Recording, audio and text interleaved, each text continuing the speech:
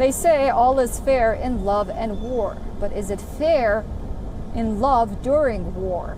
One day you wake up and realize that the world around you is falling apart. The dream of spending the rest of your life with the one you love is all but uncertain. The bright sky around you is clouded with dark smoke from bombs, and the sound of sirens and shelling has taken away any hope that you had in your heart.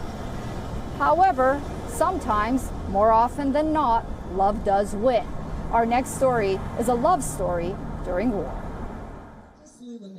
Celebrations were in full swing as two young couples tied a nuptial knot in a small town in eastern Ukraine. Even the soldiers took a break from fighting on the front to witness this special event. One of the brides wore camouflage trousers with a traditional red Ukrainian blouse embroidered with flowers, instead of a regular wedding dress.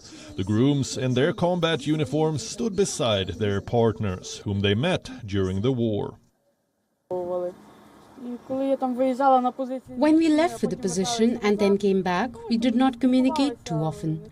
But later we started to communicate more and we became closer, and then this happens.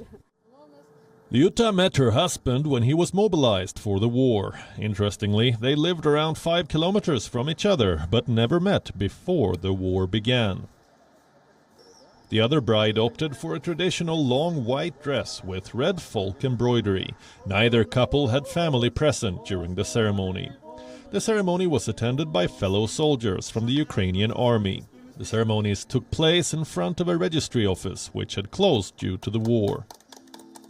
The couples went through traditional rituals such as stepping together onto an embroidered towel, which symbolizes togetherness. The brigade's chaplain gave them an Orthodox Christian blessing, flickering holy water and placing crowns on their heads. Probably this is the meaning of life, that even during the war, life does not stop. People get to know each other, people fall in love, children are born. We cannot pause life during war, because otherwise there would be no more life. The soldiers were from the 14th Separate Mechanized Brigade, which has been fighting Russian-backed forces in Donbass since May. Bureau Report, WION, World is One. While governments go to war and leaders wrangle over their egos, some count the number of dead, others weigh in on who's winning. And while there may be winners and losers of this war, the real losers of any conflict are ordinary civilians. As the saying goes, the real casualties of war are off the battlefield. Ordinary people who just want peace and security for their loved ones, for their families. It is their hopes and dreams who are shattered. It is their homes that are destroyed. And it has been like this since the beginning of time. And so people will continue to look for winners and losers, and the reality will be as we said. And with that, it is time to say goodbye. I'm Susan Tefrani.